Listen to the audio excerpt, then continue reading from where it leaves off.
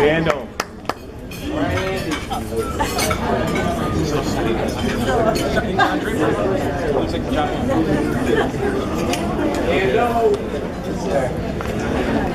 Good evening to all. For those of you that don't know me, my name is Andy, and Pat and I have been best friends for most of our lives. On behalf of Pat, I'd like to thank everybody for coming tonight and being a part of this great celebration. Most of us that know Pat is a little bit on the shy side. He wouldn't necessarily do that himself, so try to help him out a little bit. We have a few people speaking tonight, on top of the few that I already have, including Matt. I'm sure wrote a novel and can't wait to get up here. So I'll keep it as short as I can. Tried my best to put the past 20 years of an amazing friendship that is unfolded into these next few paragraphs. Our journey together began 20 years ago when Pat and his family moved to Regency Drive. We grew up in a neighborhood that was filled with kids, so it didn't take long for Patrick and his little curly head to make sure Pat was a few years younger than me and most of the kids in the neighborhood, so naturally he took a bit of a beating. Within a few years, though, we were together all the time. Spending days after school outside, summers at Wolfpack Camp, and when I could pull him away from his mother, the occasional sleepover.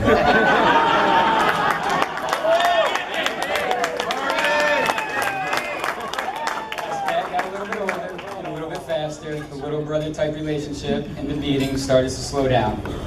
The more serious conversations and a true brother friendship began to form. If I recall, their first serious conversation came when Pat was in high school, and I saw that he turned that nice set of curly hair into cornrows. It was time to talk. This was around the same time that Pat's parents started to like me a little bit more.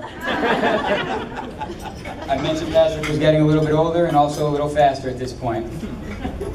This is probably the reason our friendship started to change. I couldn't catch him anymore. I know this one may be hard to believe now, but Pat was probably the fastest kid in the area back then. Pat put that speed to good use on many sports fields in his teenage years. Wax. About every sport possible and achieving the honor of most athletic of his senior class. That's right. As time continued to pass, we grew to become part of each other's family, attending numerous family functions, traveling together, and spending holidays with each other. This is when I learned that the Irish can't cook as well as the Italians. They can definitely throw a hell of a party.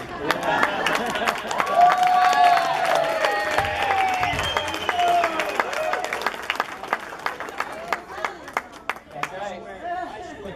He blew it out.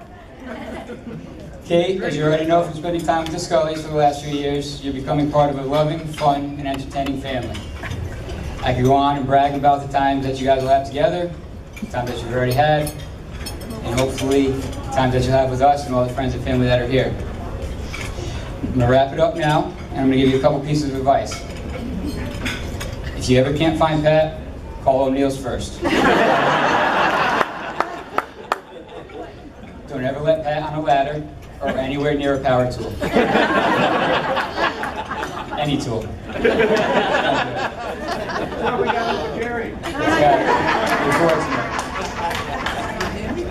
Don't ever question where he is on a Sunday during football season.